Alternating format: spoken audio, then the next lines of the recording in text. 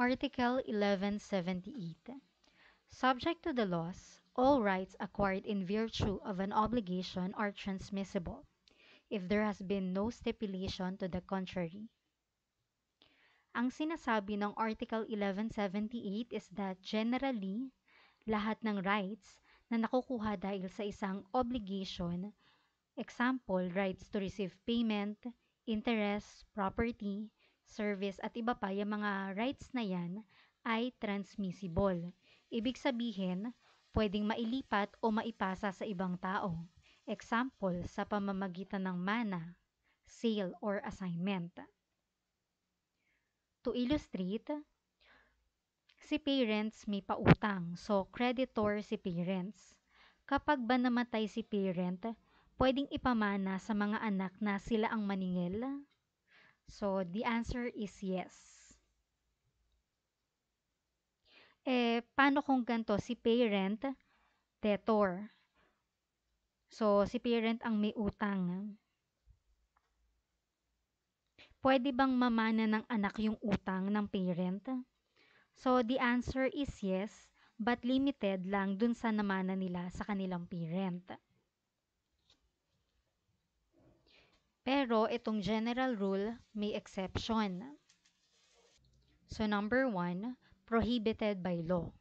So pagbawal sa batas like the right in partnership, agency, and comodatum, hindi pwede ilipat yung karapatan. Dahil itong mga to, itong partnership, agency, comodatum, this is purely personal in character. Itong mga contract na to, mas i-discuss to sa ibang mga articles. So, for now, just to give an overview, so ano ba tong contract of partnership? So, two or more persons bind themselves to contribute money, property, or industry to a common fund with the intention of dividing the profits among themselves. So, dito, yung mga partners, parang short ano na lang explanation dito, pinili ng bawat partner kung sino yung gusto nilang maging partner.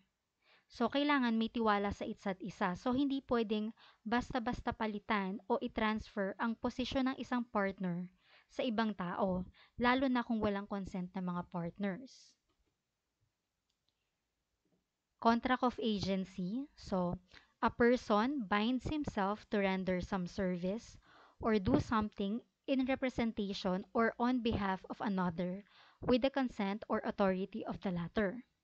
So, sa contract of agency naman, may isang tao na tinatawag na agent na kumikilos para sa ibang tao, yung tinatawag nating principal. So, ibig sabihin, ang agent ang representative ng principal. Ang relationship ng principal at agent ay based sa tiwala, sa trust.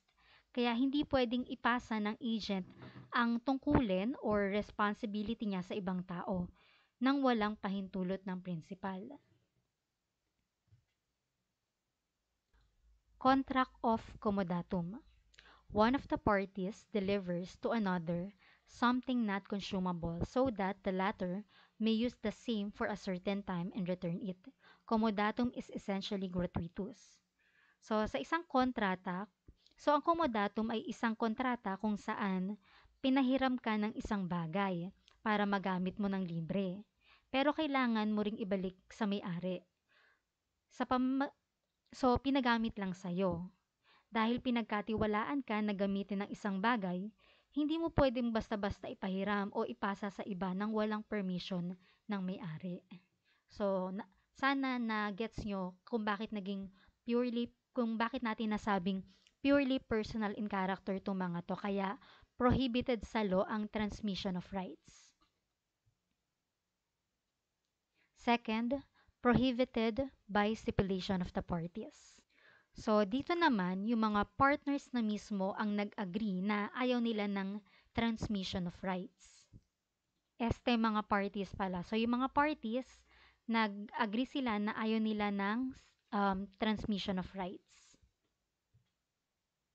And lastly, if the right is by nature not transmissible.